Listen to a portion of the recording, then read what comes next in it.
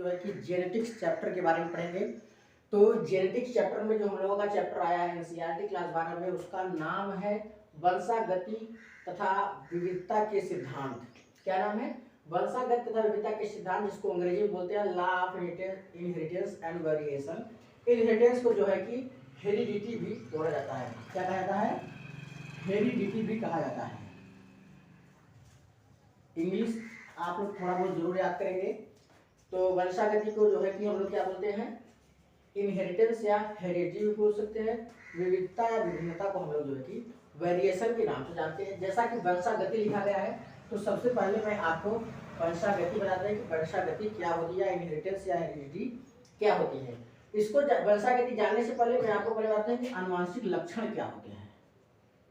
पहले चैप्टर से जो है कि कनेक्ट हो जाइए, उसके बाद हम बात करते हैं आपसे। पहले जो चैप्टर का नाम है उसके बारे में जान लेते हैं। तो आनुवंशिक लक्षण क्या होते हैं कि माता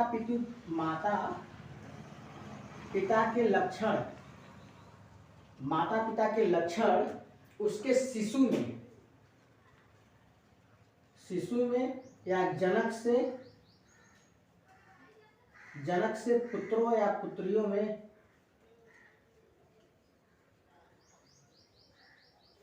जो भी लक्षण पहुंचते हैं उसी को आनुवंशिक लक्षण कहा जाता है। आनुवंशिक लक्षण क्या होते हैं कि माता पिता के जो लक्षण शिशुओं में पहुंचते हैं या जनकों से जो लक्षण पुत्रों या पुत्रियों में पहुंचते हैं, उसी को जो है कि कहा जाता है आनुवंशिक लक्षण। अब इसी आनुवंशिक लक्षण के आधार पर हम आपको बताते हैं वंशागति किसे कहते हैं। वंशागति क्या होती है कि आनुवंशिक लक्षणों का एक पीढ़ी से दूसरे पीढ़ी में स्थानांतरण वंशागति कहलाती है। क्या कहते हैं? जो यह आनुवंशिक लक्षण है, आनुवंशिक लक्षणों का एक पीढ़ी से दूसरी पीढ़ी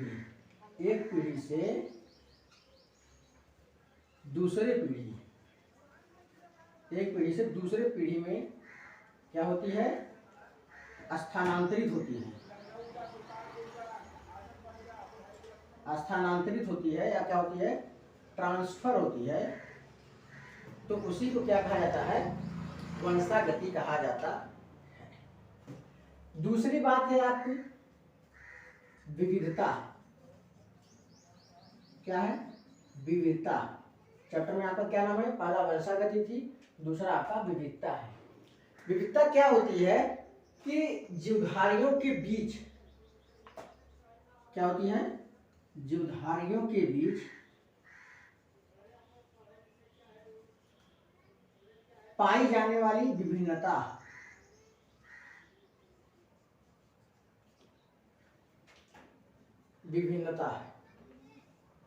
क्या होती है? विविधता क्या होती है कि जीवधारियों के बीच पाई जाने वाली विविधता ही क्या कहलाती है? आपकी विभिन्नता ही आपकी क्या कहलाती है? वेरिएशन या विविधता कहलाती है, वेरिएशन। और इसको वंशागति को बोलते हैं हेरिडिटी बोला जाता है। क्या बोला जाता है? हेरिडिटी बोला जाता है। इसी को हम लोग क्या बोल सकते हैं? इनहेरिटेंस।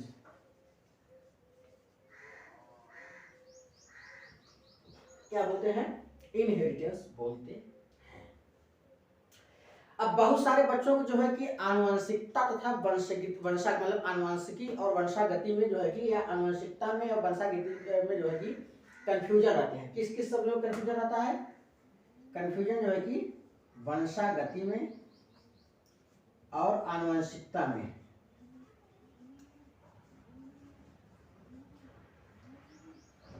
अभी मैंने बताया कि वंशागति क्या होता है कि वंशागति ये दोनों लगभग देखने में या सुनने में लगभग एक जैसे लगते हैं, लेकिन इनका मीनिंग अलग अलग होता है। वंशागति की जो है आनुवंशिकी बोल सकते हैं, लेकिन आनुवंशिकता नहीं बोल सकते हैं। मतलब कि जेनेटिक्स जो होती है वो अलग चीज होती है, जेनेटिक अलग चीज होती है और आपका हेरिडिटी अलग होता है। हेरिडिटी क्या होता है कि आनुवंशिक लक्षणों का एक पीढ़ी से दूसरी पीढ़ी में स्थानांतरण होता है। आनुवंशिकता जेनेटिक्स क्या होता है कि विभिन्नताओं तथा वर्षागति के अध्ययन को ही जेनेटिक्स कहा जाता है। किसको किसको? विभिन्नता, विभिन्नता मतलब वेरिएशन, और वंशागति, वंशागति मतलब क्या होता है? हेरिडिटी। इसके दोनों को क्या कहते हैं? अध्ययन को, अध्ययन को क्या कहा जाता है? जेनेटिक्स कहा जाता है। क्या कहा जाता है? जेनेटिक्स कहा जाता है। एक बार आप फिर से सुन लीजिए, ध्यान से देख लीजिए कि जेनेटिक्स चैप्टर में हम लोग शुरुआत की है वर्षागति तथा विविधता के सिद्धांत। तो law of inheritance and variation, inheritance को हम लोग हेरिडिटी भी कह सकते हैं, इसकी हिंदी होती है वर्षागति। वर्षागति को जानने से पहले हम जान लेते हैं आनुवंशिक लक्षण क्या होते हैं, कि माता पिता के जो लक्षण उसके शिशुओं में पहुंचे उसी को कहते हैं आनुवंशिक लक्षण। क्या होते हैं? कि माता पिता का वह लक्षण जो शिशुओं में पहुंचता है उसी को जो है कि आनुवंशिक लक्षण कहा जाता है। आनुवंशिक लक्षण वर्षागति क्या होता है, या हेरिडिटी या इनहेरिटेंस क्या होता है, कि आनुवंशिक लक्षणों का एक पीढ़ी से दूसरे पीढ़ी में स्थानांतरण या ट्रांसफर आपका वर्षागति कहलाती है। विविधता क्या कहलाती है? कि जीवधारियों के बीच में पाई जाने वाली विभिन्नता को विविधता कहते हैं। विविधता की अंग्रेजी होती है वेरिएशन। वर्षागति तथा आनुवंशिकता में बहुत सारे बच्चों को जो है कि कंफ्यूजन आता है, वो समझ नहीं पाते कि वर्षागति क्या होती है, आनुवंशिकता क्या होती है।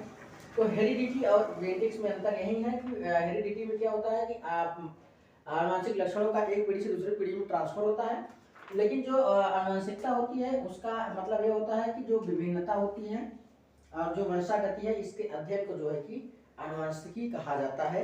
अब आइए हम लोग बात करते हैं जो है कि मेंडल्स के प्रयोगों के बारे में। मेंडल्स के जो मटर के जो उन्होंने प्रयोग किया था मटर के ऊपर, उसके बारे में बात करते हैं। ठीक,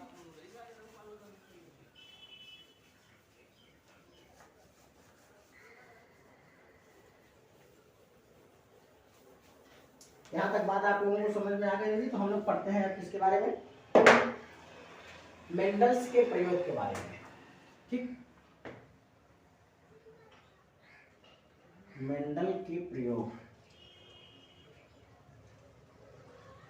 मेंडल के प्रयोग के बारे में।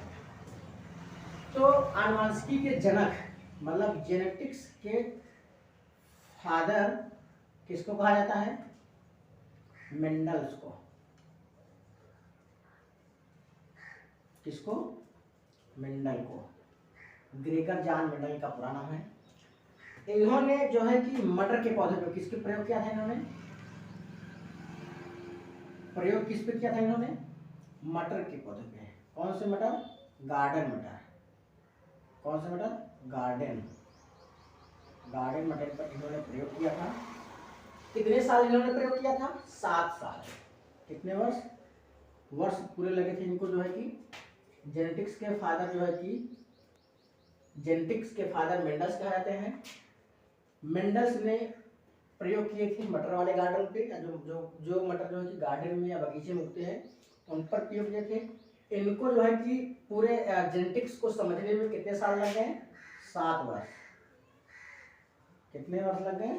7 साल इनको जो है कि जेनेटिक्स का पूरा अध्ययन इन्होंने किया। कब कब के बीच में किया था इन्होंने?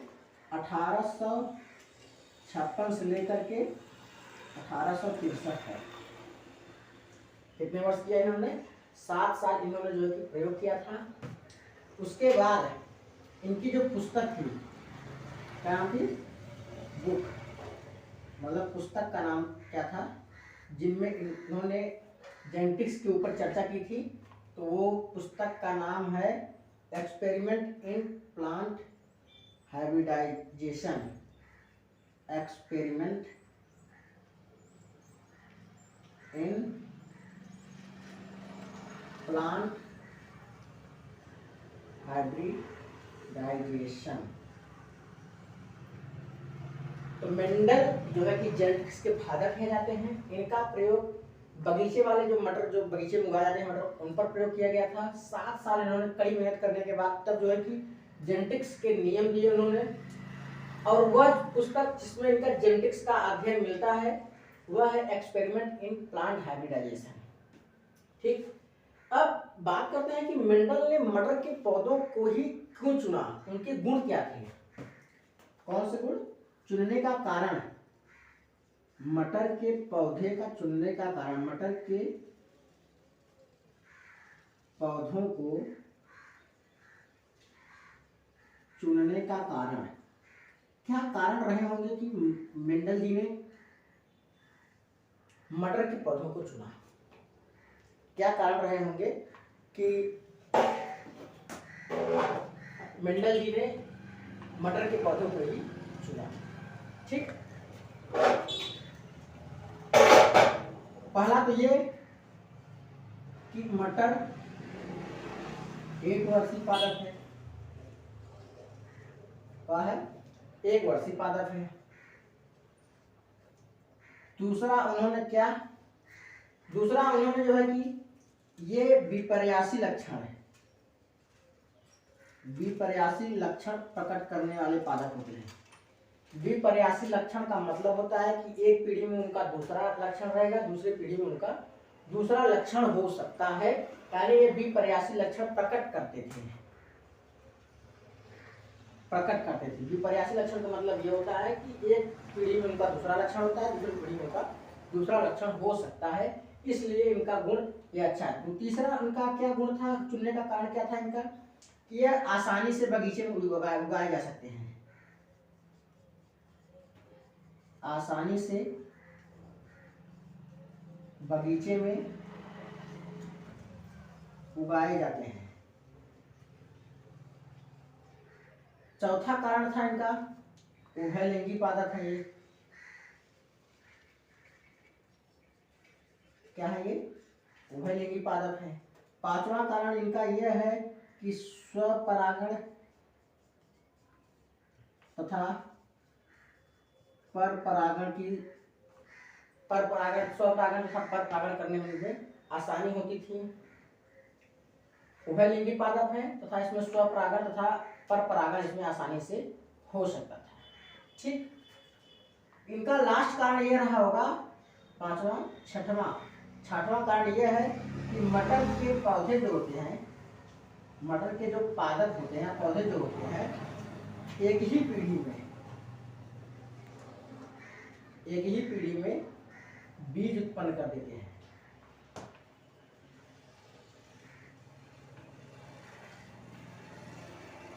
क्या कर देते हैं, एक ही पीढ़ी में जो है कि बीज उत्पन्न कर देते हैं।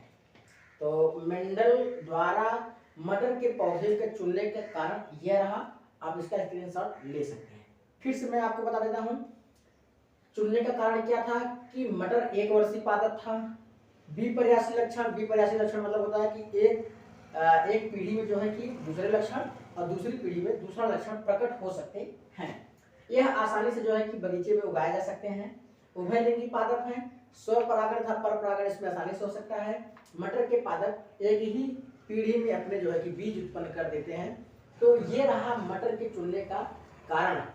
अब उसके लक्षण क्या क्या हो सकते हैं, तो मेंडल द्वारा जो है कि 7 लक्षण लिए गए अपने प्रयोग में। कितने, पूरे 7 लक्षण उन्होंने लिए प्रयोग करने में। तो इसको जो है कि आप स्क्रीनशॉट ले सकते हैं। तब जो है कि बताते हैं जो है कि मेंडल द्वारा चुने गए लक्षण के बारे में, जहां से नीट की एग्जाम में क्वेश्चंस पूछे जाते हैं। ठीक,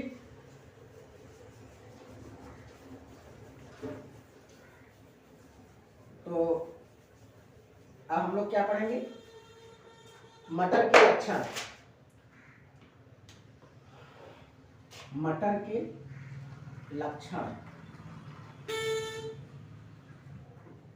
के लक्षण जो कि मेंडल द्वारा लिए गए थे, मेंडल द्वारा चयनित।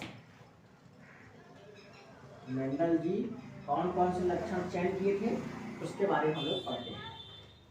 तो पहला लक्षण यह रहा, पहले ये देख लेते हैं, क्रम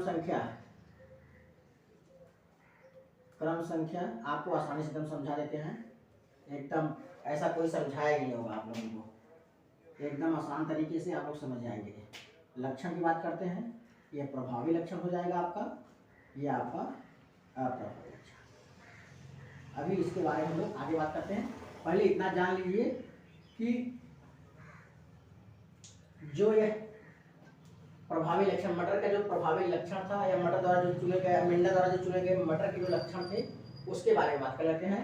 तो पहले की बात करते हैं लंबाई की। लंबाई की बात करते हैं तो प्रभावी लक्षण क्या होगा? प्रभावी लक्षण क्या होगा? लंबाई में लंबा होगा। क्या होगा? लंबा होगा। दूसरा क्या होगा? अप्रभावी लक्षण बौना होगा। क्या होगा? बौना होगा। दूसरे लक्षण की बात करते हैं, बीज की आकृति की बात करते हैं। बीज की आकृति की बात करते हैं। बीज की आकृति की बात करते हैं तो प्रभावी लक्षण आपका गोल होगा और अप्रभावी लक्षण आपका क्या हो गया? झुर्रीदार। क्या होगा? झुर्रीदार। तीसरे लक्षण की बात करते हैं बीज का रंग।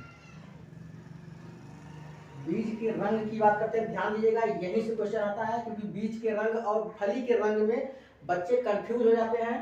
तो बीज का रंग क्या होता है ये आपके लिए इंपॉर्टेंट है, मैं यहाँ पे इंपॉर्टेंट लिख देता हूँ। तो बीज के रंग की बात करते हैं तो बीज का रंग कैसा होता है? प्रभावी लक्षण आपका पीला होता है, ये ध्यान दीजिएगा, पीला होता है। प्रभावी लक्षण क्या होता है? हरा होता है। चौथे की बात करते हैं बीज का रंग, आकृति। अब उसके बाद करते हैं पुष्प का रंग है। पुष्प का रंग की बात करते हैं तो पुष्प कैसा होता है आपका? बैगनी होता है। प्रभावी लक्षण क्या होता है? बैगनी होता है। और उसके बाद फिर क्या होता है? प्रभावी लक्षण सफेद होता है। पुष्प के रंग की बात करते हैं तो पुष्प के रंग में प्रभावी लक्षण आपका बैगनी और अप्रभावी लक्षण आपका सफेद होता है।